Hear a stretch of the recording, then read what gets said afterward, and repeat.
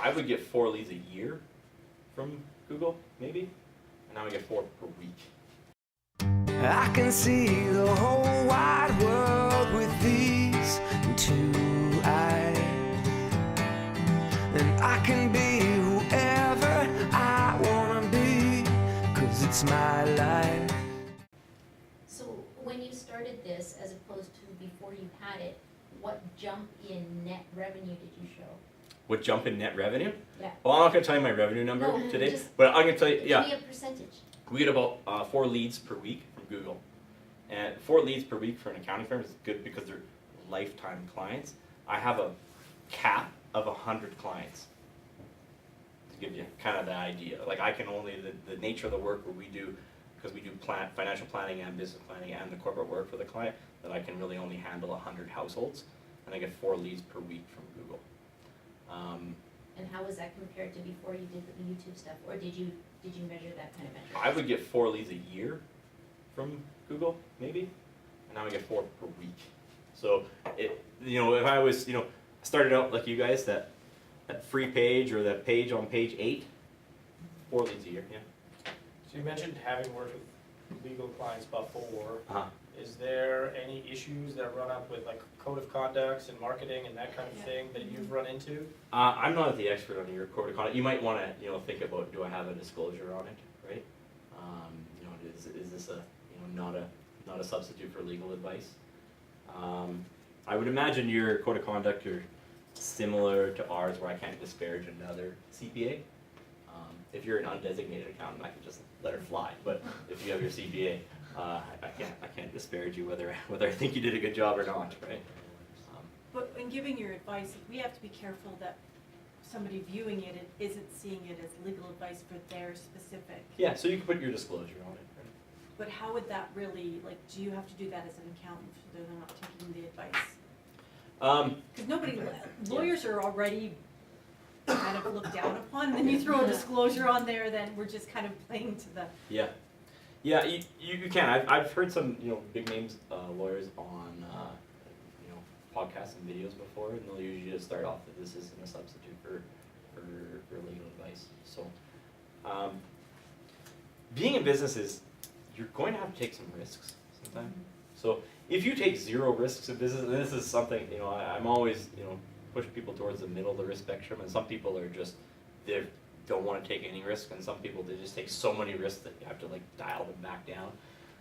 You're going to have to take some risks in all level of business if you want to scale. That probably is a common denominator between all successful entrepreneurs that I've worked with. Now some people take way too many risks. Maybe they're doing those videos without the disclosure, and they're just sitting there and they're disparaging a bunch of. You could do it in one way that's taking a lot of risk, but I think you could do it in another way that would mitigate your risks. Could you eliminate them? No, can't eliminate them, right? I don't think you can eliminate any risks. It's just how can you minimize them, right? That would be your guys's your discretion. Right? Any other questions on the YouTube? Yeah. I have 2 questions. So you mentioned that it's best to have 10 minutes or longer, and that helps with the ranking on YouTube? Okay. Yeah, 10 minutes long, and there's something else that I'm going to show you that we're going to do with them that you can't do. I'll save it for a bit. But you can't do it unless you have 10 minutes. That just surprised me because I thought, for me, I'm like, oh, that video's 10 minutes, I'm not going to watch it. You're not going to watch it, right? Yeah. Yeah. I'll watch the 2 minutes. And I've read all those stats too. And if you look at Spurrell and Associates business plans, I'm not going to be a hypocrite. From 3 or 4 years ago, they're going to say do 60-second videos. Right. Do 60-second videos, do 60-second videos. And then I found the guys who were doing it, and I was like, oh my God, they're so much better than me. I just saw what they're doing, and you're going to see it, and it's going to make sense. And sorry, just another quick question. I saw you've got a hashtag going here, Ask Spurrell. Do you find that helps? Are there stats for that the hashtag on different platforms No. is getting much for you? No, I'm not doing this to be a YouTube star. I have 35 subscribers, which is 33 more than I would ever thought I would get. I'm doing it to rank in Google. And I'll show you. And I would encourage you that, like I said, that weekly threshold is what you should go for. And rather than make them better, get to daily first. You want to, if you can get to daily, go ahead, knock yourself out and spend time making them better. But I would think most people, what they're going to do is, I'm telling everybody in the room to do this, and I can pretty much guarantee that it's going to be very lucky if one of you does it. How much time does it take to Oh, do yeah. this? There you go. So if you, that's an excellent question. So we've wrestled with a couple of different strategies. I've tried scripting them, takes forever, looks mechanical. I've tried talking myself, very difficult. And I've tried, what we've settled on is we essentially write out 10 questions. So we write out 10 questions. And someone prompts me with those questions, Cole or Yahweh, they prompt me with the questions, and I can talk for 10 minutes. You guys are all experts. You can talk. I mean, how long do your client meetings go? They go longer than 10 minutes, right? All you need is someone to ask you questions, and you can keep going, if you're anything like me. But if you have to talk by 10 minutes by yourself, that, some people can do it, I can't. It's harder. It's hard just to talk 10 minutes by yourself in a camera. So I would suggest you write out a topic, 10 questions on that topic, another topic, 10 questions on that topic. And I've experimented with what it's like to edit these, doing one, and then one is slow. I write 7 outlines, and then I film 7, one after the other, after the other, after the other. Just have the outlines, you just go. You just talk till you can't talk no more. And you're kind of 2 hours of filming, and then you're done your 7th. That's the quickest way that I found it. I think if you probably write 100 outlines, you'll probably forget what the heck you wanted to say on it. But if you write, 7 over the course of a week, or you probably remember where your head was at in that.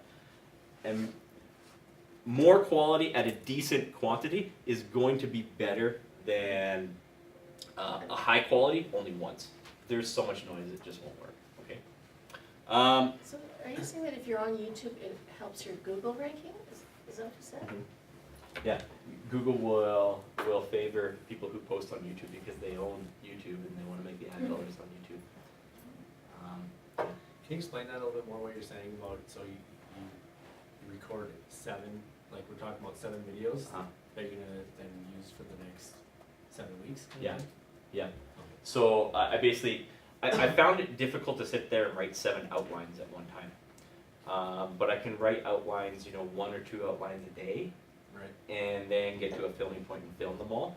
Because, if you guys are anything like me, you're working on a file, maybe you're working on child custody, and then the next time you're working on spousal support. So don't reinvent the wheel, just write 7 questions on the topic that you're working on that day. And you don't have to switch gears mentally, but trying to find 7 different topics, maybe you can do it, I've just struggled with it, right? And then do you use an agent to push your media content out at specified times? No, you don't have to pay that, no. Not that useful. I mean, if you're trying to be an all-star in social media, Like Twitter and LinkedIn and all of those posts? yeah, I view Twitter and LinkedIn as an ancillary marketing aspect. No, I mean the engine behind that, so that it pushes out to all of your various media and. No, I'm not using it. Okay. Yeah, I'm not using it. It's not to say that it's wrong. It's just saying I would do what I'm doing first, and anything you want to do, make sure you're doing it in addition to what I'm doing. Or if it's taking you too much time, just cut that out. And I've just made those foundational initiatives, which is the least cost and the biggest bang for your buck in terms of hours you got to invest in that. Okay. So you were just saying that you would do 7 is kind of like your critical mass. Once you've got the material for 7 of these videos, you'll sit down, record 7, take you a couple hours, and then move on with your life. That's right. Yeah, that's right. Yeah, that's exactly how I'm doing it. And that took me a while to get there. I did 1, and I was like, let's do 2. I did 2, and then I did 4, right? And I'm like, no, I'm gonna do 7. And it's not easy, but I've been around guys who do like big name, YouTube and podcasts, and it can be done. Some of their schedules they work are intense. I shadowed a guy once who has a big name podcast, and he's 3:30 in the morning, but gets as much work as he wants. It's incredible. But so I don't think everyone has to go there. I think weekly is that threshold where you can run a good business.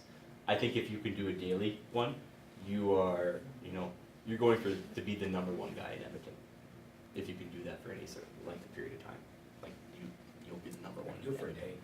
Yeah. But I mean, if you could do 365 days in a year, it's like a superpower. You're like Spider-Man type of thing. That's not much to say. Yeah. Okay, so let's move on to the next one here. I want to get through this for you guys.